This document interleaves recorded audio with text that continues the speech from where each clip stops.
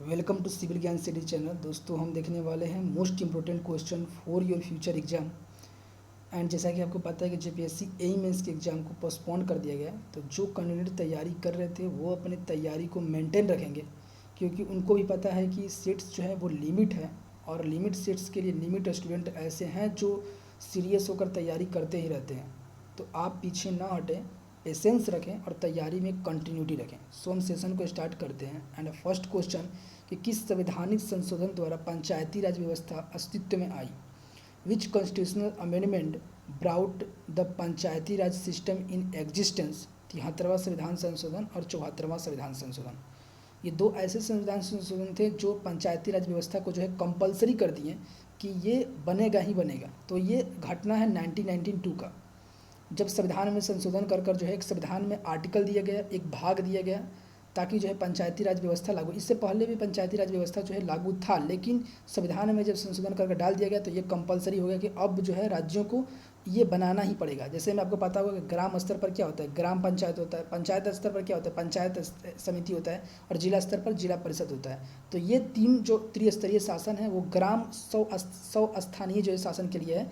नगर की अगर बात करते हैं तो वहाँ पर आपको पता होगा कि नगर निगम होता है, नगर परिषद होता है और नगर पंचायत होता है। तो ये तीन स्तर जो है नगर के लिए और तीन स्तर जो है वो ग्राम सौ स्थानीय शासन के लिए। अब बात कर लेते हैं आर्टिकल क्या है जो संविधान में संशोधन करके डाला गया।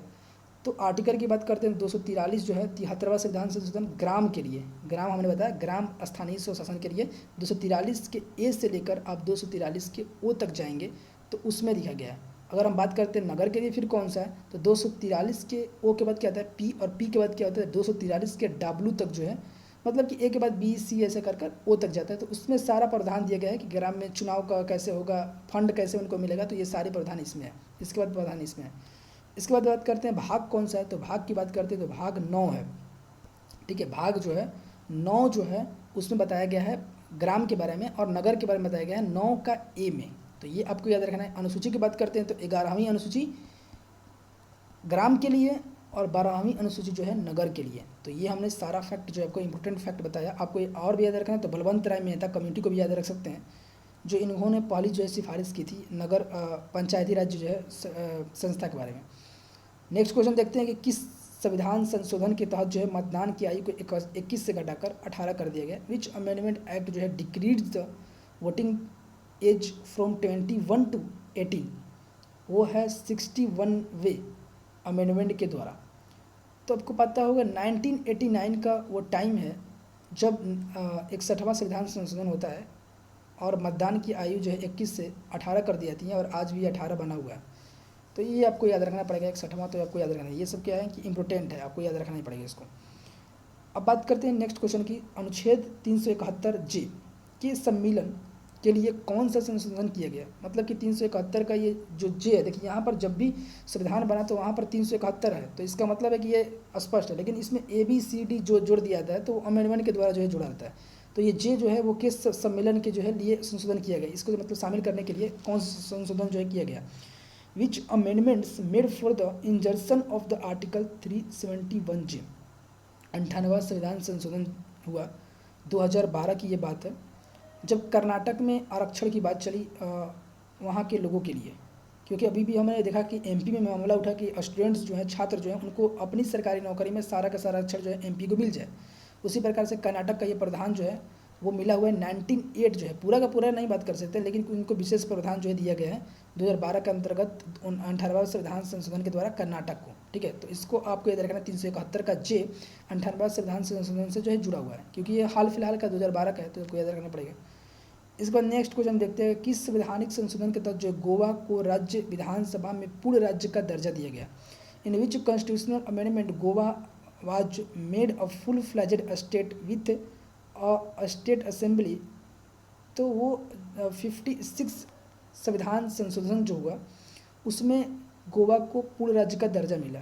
अब गोवा का पूर्ण राज्य का दर्जा का मतलब क्या है? देखिए, सबसे पहली बात है कि भारत जो है वो ब्रिटिश शासन में था, ब्रिटिश का अधीन था। उसी प्रकार से गोवा पुर्तगालियों के अधीन था। तो उसको जब हट मतलब छुड़वाया गया, उससे जो है आज़ादी मिली जब गोवा को, तो अब संविधान में संशोधन करना पड़ता है।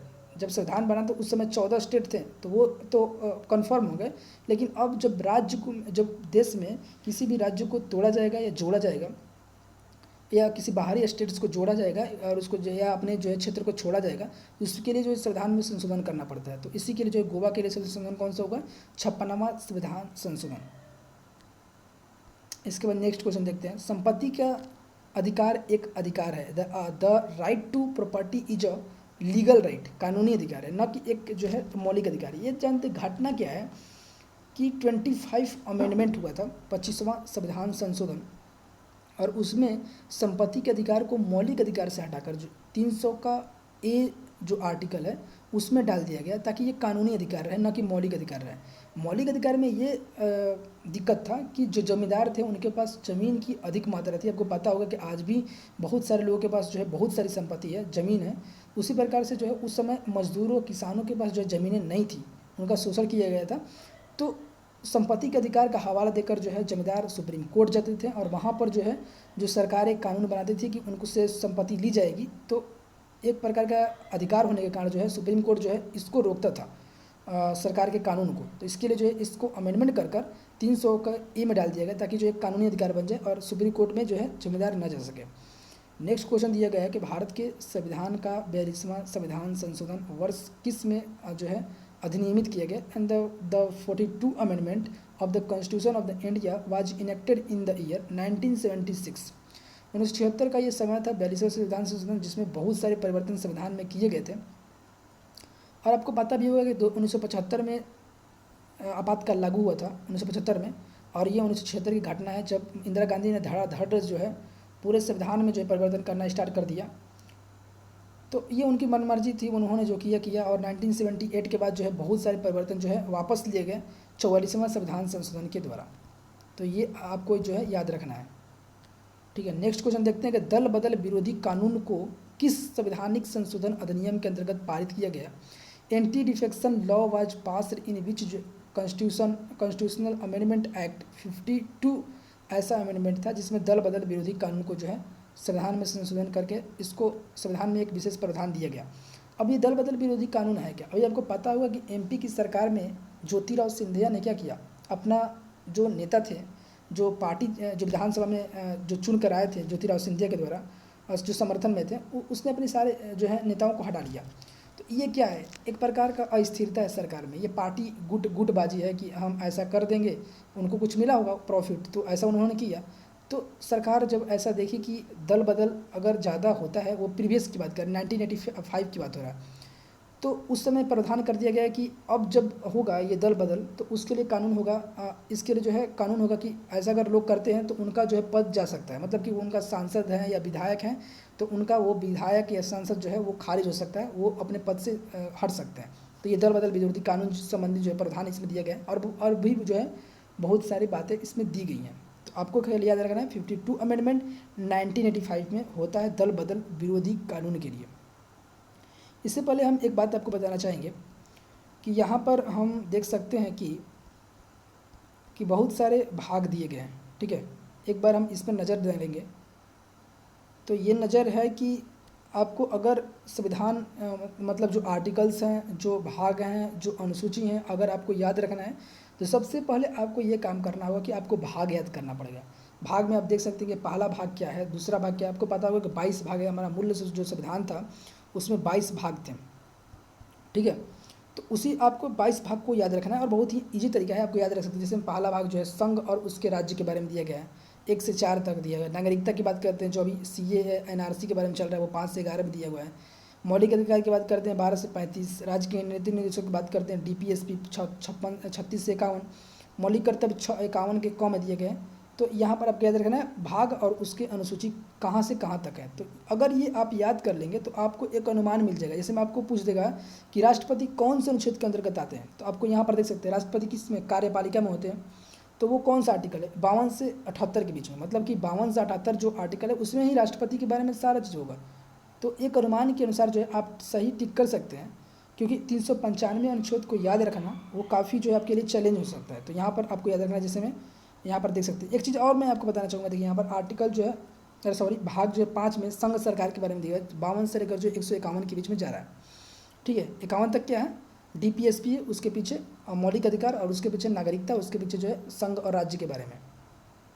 151 के बाद देखते हैं कि सीधे जो है अब राज्य के बारे में बता रहा है। इसका मतलब है कि 5 तक जो भाग 5 तक जो 151 आर्टिकल तक जो है संघ के बारे में बताता है, और उसके आगे जब बढ़ते हैं तो वो राज्य के बारे में जो है बताता है। तो राज्य के बारे में देख सकते हैं जो है भाग 6 से स्टार्ट हो रहा है और आर्टिकल 152 से स्टार्ट हो रहा है। देख सकते हैं इसमें सारे जो है राज्य के बारे में ही बताया है, जैसे राज्य के उच्च न्यायालय, राज्य के अधीनस्थ न्यायालय, और उससे पहले क्या था संघ के बारे में, ये संघ का सर्वोच्च न्यायालय। संघ का सर्वोच्च न्यायालय मतलब कि देश का सर्वोच्च न्यायालय, तो वो संघ स्तर पर था, यहाँ पर राज्य स्तर पर बोल रहा है। देखिए राज्य के बारे में भी दिया है, इसके बाद फिर राज्य के बारे में, और राज्य में ही जो है आपको पंचायत आते हैं, नगर पालिकाएँ आती हैं, सहकारी समितियाँ आती हैं, तो ये सब भी जो है राज्य के अंतर्गत ही कार्य करते हैं। इसके बाद देखिए यहाँ पर देखिए क्या बात हुआ है, अब जब राज्य खत्म हो गया तो संघ और राज्य दोनों की बात कर रहा है। तो ये नहीं लगता है कि आपको जो है ये एक सीरियल वाइज दिया गया है। जैसे मैं पहले जो है संघ के बारे में दिया 151 आर्टिकल तक, 151 से जो है 152 पर आते हैं, तो वहाँ से जो है कहाँ तक दिया है, देखिए यहाँ पर 200, इसको पीछे जाते हैं थोड़ा सा, आर्टिकल संघ राज्य यहाँ पर दिया हुआ है, और इसके बाद पंचायत नगर पालिका, मतलब 243 लगभग मान सकते हैं। 100 यहाँ पर 152 से जो है 243 तक जो है यहाँ पर दिया हुआ है, ठीक है। तो इसके बाद जो है संघ और राज्य के बारे में बात कर रहे थे। इसके बाद जो आपको याद रखना है संघ और 9 से कि संघ और राज्य के बारे में है। इसके बाद दोनों की कॉमन चीज़ मतलब कि अब बात कर रहा है, तो ये सब आपको देखना है। निर्वाचन देख सकते हैं 324, आपातकाल देख सकते हैं यहाँ पर 352 से 360 है। तो ये आपको याद, अगर एक बार रख लेते हैं तो आपको हमेशा के लिए याद रहेगा, क्योंकि आप एक अनुमान लगा सकते हैं। यहाँ पर जो इम्पोर्टेंट देखिए, यहाँ पर कुछ जो है इम्पोर्टेंट आपको अनुच्छेद दिए गए हैं जो आपको याद रखना है। ये PDF आपको मिल जाएगा।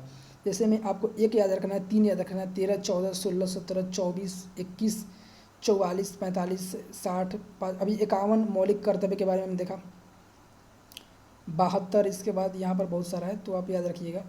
अभी हमने नेक्स्ट क्वेश्चन देखते हैं। इसके लिए पहले कौन सा जो है अनुच्छेद वित्तीय आपातकाल के प्रावधान के बारे में बताता है, which article states about provisions as to financial emergency. अनुच्छेद जो है 360, ये हमने प्रीवियस सेशन में बहुत बार पढ़ चुके हैं कि हमने 3 आपातकाल की बात की, 352, 356, 360।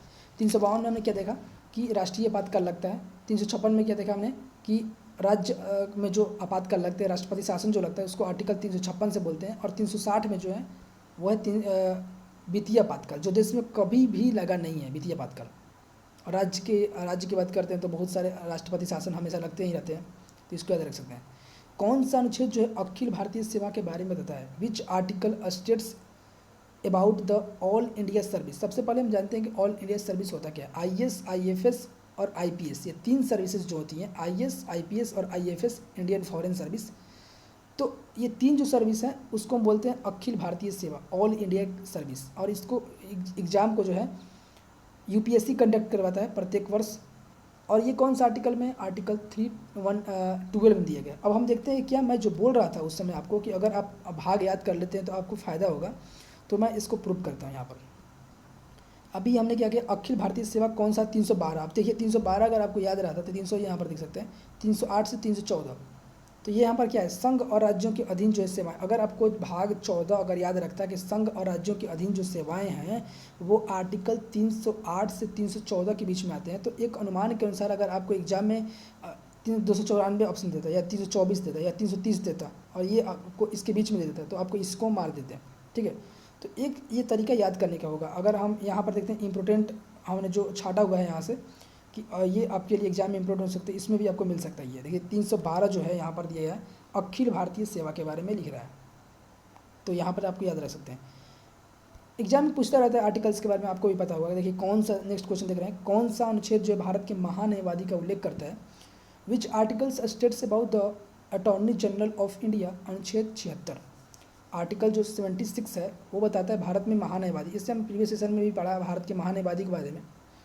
राज्यों में हमने देखा कि एडवोकेट जनरल होते हैं जो राज्यों का देखते हैं, कानूनी देख रेख जो सरकारें होती हैं वो, क्योंकि वो संविधान वो जो है सुप्रीम कोर्ट या उच्च न्यायालय में जाकर जो है अपना बातें नहीं रख सकती है। उनके लिए जो है संविधान ने प्रावधान किया कि महान्यायवादी होना चाहिए संघ के लिए, और एडवोकेट जनरल जो होना चाहिए वो राज्यों के लिए होना चाहिए। तो आर्टिकल कौन सा है, आर्टिकल जो है 76 है। तो आपके लिए एक प्रश्न है कि जो एडवोकेट जनरल जो होते हैं, एडवोकेट जनरल जो राज्यों के लिए होते हैं वो कौन से आर्टिकल के अंतर्गत आते हैं, क्योंकि हमने प्रीवियस सेशन में जो है पढ़ा हुआ है, ठीक है।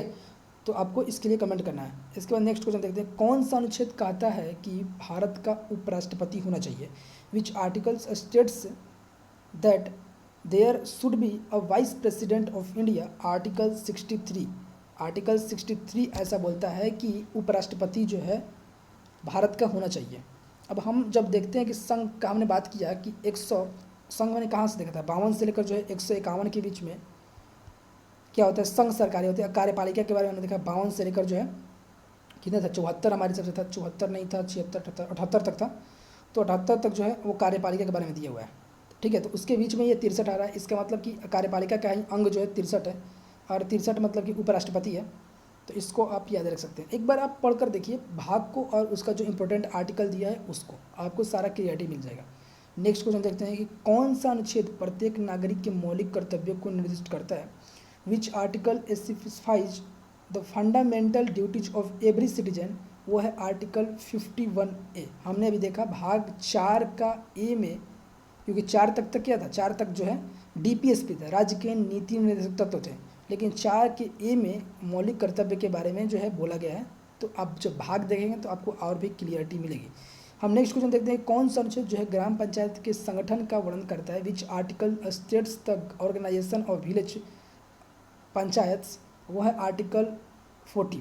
अनुच्छेद जो है 40 में ग्राम पंचायत के संगठन का वर्णन किया गया है। अब मैं आपको बताना चाहूँगा कि आर्टिकल 36 से लेकर 51 तक जो है DPSP दिया गया है, राज्य के नीति निर्देशक तत्व, जिसमें राज्यों से ये अपेक्षा की गई है संविधान के द्वारा, जो संविधान निर्माता थे उनके द्वारा भी, कि राज्य जब भी अपना कानून नियम बनाए वो इन जो प्रावधान 36 से 51 के बीच में दिए गए हैं उसको ध्यान में रखकर बनाए। तो उसी प्रकार से ग्राम पंचायतों के संगठन के बारे में आर्टिकल 40 था इसमें, और जिसमें बोला गया कि ग्राम पंचायतों का गठन किया जाए। जो आर्टिकल हमने पीछे जो देखा 73वां संविधान संशोधन, 74वां संविधान संशोधन, इसी ग्राम पंचायत के स्थापना के लिए किया गया है, ठीक है। और बहुत सारे प्रावधान जो 36 से 51 के बीच में जो है, जो राज्य जो है हमेशा से इसकी कोशिश होती है राज्य की कि हम जो है इसको लागू करें, ठीक है, क्योंकि ये राज्य के नीति निर्देशक तत्व हैं। नेक्स्ट क्वेश्चन देखते हैं, कौन सा अनुच्छेद जो है सामान्य न्याय और मुक्त कानूनी सहायता के विषय में बताता है? Which articles deals with equal justice and free legal aid? वो है आर्टिकल 39 है। अभी हमने बात किया DPSP का, वही DPSP में आर्टिकल क्या था 36 से 51, तो इसके बीच में एक 39 का ए है जिसमें बोला गया कि सामान्य न्याय और मुक्त कानूनी सहायता दिया जाए। अब ये राज्य के लिए उत्तरदायित्व दिया गया है कि राज्य का ये उत्तरदायित्व है कि ऐसा करे, क्योंकि समाज में सारे वर्ग जो हैं, जैसे में अभी हम लोग ही बात करते हैं कि हम लोग की कितनी जो क्षमता है कि हम कानून में सुप्रीम कोर्ट में या उच्च न्यायालय में या किसी भी न्यायालय में जाकर जो है अपना कानून अपना जो है केस को लड़े, क्योंकि उसमें बहुत सारे कानूनी दावपेच होते हैं और उतना जो है पैसा भी नहीं होता है और ना ही जो है उतनी जानकारी होती है। तो हम लोग का जब शोषण हो सकता है तो उस समय ये गरीब तबका जो नीचे बैठा हुआ है उसका कितना शोषण हो सकता है। तो उसके लिए जो है राज्यों को ये निर्देश दिया गया है कि राज्य का ये कर्तव्य है, राज्यों का जो है ये देखना है कि वो उसको समान न्याय और मुक्त जो है कानूनी सहायता मिले। और उसके लिए मैं बताना चाहूँगा कि आपको नालसा बना हुआ है और स्टेट के लिए सालसा बना हुआ है। ये ऐसी अथॉरिटी है नालसा और सालसा जो गरीबों को मुफ्त में न्याय और जो है कानूनी सहायता प्रदान करती है उनका जो है केस को लड़ने के लिए। तो वो आर्टिकल कौन सा है? 39 है। नेक्स्ट क्वेश्चन देखते हैं, कौन सा अनुच्छेद जो है कारखानों में बच्चों के रोजगार पर प्रतिबंध बताता है? Which article state the prohibition of the employment of a child factory? कि मतलब कि कारखानों में बच्चों को काम नहीं करना है, क्योंकि बच्चों की ज़िंदगी जो है उनकी बचपन की खेलने की होती है, ना कि काम करने की। तो इस प्रकार से जो संविधान में आर्टिकल जो है एक मौलिक अधिकार दिया गया है, वो है आर्टिकल 24 शोषण के विरुद्ध का अधिकार। आपको पता होगा आर्टिकल 23 और आर्टिकल 24 में शोषण के विरुद्ध के अधिकार के बारे में बताया गया है, जिसमें आर्टिकल 24 जो है वो कारखानों में बच्चों के रोजगार पर प्रतिबंध बताता है, और ये हमने प्रीवियस सेशन में भी पढ़ा हुआ है, तो आपको यहाँ पर कनेक्टिंग होना चाहिए। नेक्स्ट क्वेश्चन देखते हैं, मार्स गैस किसे कहा जाता है? What is called marsh gas? Methane. Methane जो एक ऐसा गैस है जिसको मार्स गैस कहते हैं, ठीक है। अभी मीथेन के बारे में ज़्यादा इसमें कुछ पढ़ना नहीं है। इसके बाद नेक्स्ट क्वेश्चन देखते हैं, कौन सा विटामिन जो गर्म करने पर नष्ट हो जाता है? Which vitamin is destroyed by heating? वो है विटामिन सी। आपको पता होगा सब्जी में भी विटामिन सी भी होता है, और बोला जाता है कि सब्जी को जो है बहुत अधिक गर्म कर नहीं बनाया जाना चाहिए, क्योंकि अगर हम अधिक गर्म करते हैं तो वो विटामिन सी चला जाता है, तो इसका फ़ायदा ही क्या होगा सब्जी का, तो इसको ज़्यादा गर्म नहीं किया जाता है। यही क्वेश्चन है। नेक्स्ट क्वेश्चन देखते हैं कि लाफिंग गैस का रासायनिक नाम क्या था? अभी तो सब जानते हैं कि नाइट्रस ऑक्साइड होता है, N2O। ये अगर होता है तो आपको किसी मूवी में देखे हो कि हंसने लगते हैं लोग, तो नाइट्रस ऑक्साइड क्या है, हंसाने वाला गैस, लाफिंग गैस। मछलियों के यकृत में के तेल में कौन सा विटामिन की बहुलता होती है? Which vitamin is rich in fish liver oil? वो है विटामिन डी। विटामिन डी जो होता है ऐसा एक प्रकार का है जो यकृत, जो मछलियों की यकृत है, यकृत के तेल में ये विटामिन पाया जाता है, वो विटामिन डी। अभी विटामिन सी हमने पीछे देखा कौन सा विटामिन सी, वो जो सब्जियों में पाया जाने वाला, सब्जियों में पाया जाता है और जिसको गर्म करने पर जो है वो ख़त्म होता है। तो यहाँ पर विटामिन डी जो है वो मछलियों की यकृत के तेल में पाया जाता है। इससे जो संबंधित कुछ इंपॉर्टेंट फैक्ट मुझे नहीं मिला तो मैं आपको यहाँ पर नहीं बता रहा हूँ। नेक्स्ट क्वेश्चन देख रहा है कि अमोनिया गैस बनाने के लिए हाइबर विधि में किस उत्प्रेरक का प्रयोग किया जाता है? Which catalyst is used in the Haber method to make ammonia gas? वो है लौचुड़। ये प्रीवियस सेशन में हमने पढ़ चुके हैं कि हाइबर विधि एक प्रकार का ऐसा विधि है जो अमोनिया के उत्पादन के लिए एक सर्वश्रेष्ठ विधि है, जहाँ पर अमोनिया का उत्पादन जो है इस विधि के द्वारा अधिक मात्रा में होता है। मतलब कि यहाँ पर हाइबर विधि का मतलब क्या है कि एक हाइबर वैज्ञानिक थे, उन्होंने अपना विधि दिया कि इतना इतना टेम्परेचर होना चाहिए, इतना दाब होना चाहिए, उसमें उत्प्रेरक के रूप में जो है लौचुड़ का उपयोग करेंगे तो अमोनिया का उत्पादन जो है अच्छा होगा। तो वही हाइबर विधि, और हमने प्रीवियस सेशन में पढ़ा है तो आपको कनेक्टिंग होना चाहिए। हम नेक्स्ट क्वेश्चन देखते हैं कि शुष्क सेल में किस तरह का ऊर्जा निहित होता है? What kind of energy in the contained in a यहाँ पर जो लिखा हुआ है, क्या लिखा है, एयरी सेल, मतलब एयरी सेल लिखा हुआ है, dry cell, sorry dry cell है। ड्राई सेल जो है उसमें रासायनिक होता है, केमिकल। ठीक है, आपको ये तो इजी है, सिंपल है कि रासायनिक सेल होता है, रासायनिक ही वो। हाल ही में रक्षा मंत्री जो राजनाथ सिंह ने BRO मतलब जो बॉर्डर रोड ऑर्गेनाइजेशन है द्वारा बनाए गए कितने पुलों की उद्घाटन किया? ऐसे तो ये आपको याद नहीं रह पाएगा क्योंकि एग्जाम में पूछने वाला भी नहीं है, क्योंकि आपको ये रखना है कि एक जो बॉर्डर के लिए एक रोड ऑर्गेनाइजेशन है जो बॉर्डर पर रोड बनाती है। अभी हमने देखा है गालवन घाटी में बहुत सारा चीन से संबंधित मुद्दे चल रहे हैं, तो जम्मू कश्मीर में अभी एक रोड बनाया गया, उत्तराखंड में कुछ बनाया गया, अरुणाचल प्रदेश में बनाया गया। तो ये बोर्ड की जो सिक्योरिटी की जो रोड होते हैं, जहाँ पर जो लॉजिस्टिक की जो स्थान पर पहुंचाना होता है, जो बहुत सारे तोप होते हैं या बहुत सारे जो गोला बारूद होता है, वो सब ये इस रोड के द्वारा पहुंचाया जाता है। तो ये बॉर्डर रोड ऑर्गेनाइजेशन है। नेक्स्ट क्वेश्चन देखते हैं कि हाल ही में chess.com 2020 चैम्पियनशिप के विजेता कौन बने? Who has recently become the winner of the chess.com 2020 championship? वो है निहाल सरीन। निहाल सरीन जो है chess.com 2020 चैम्पियंस के विजेता बने हुए हैं। और chess.com क्या है कि एक ऑनलाइन अभी प्रतियोगिता हुई है 2020 में, और उसी के विजेता जो है निहाल सरीन है। इसमें चीन भी जो है पार्टिसिपेट किया हुआ था और भी किए हुए थे।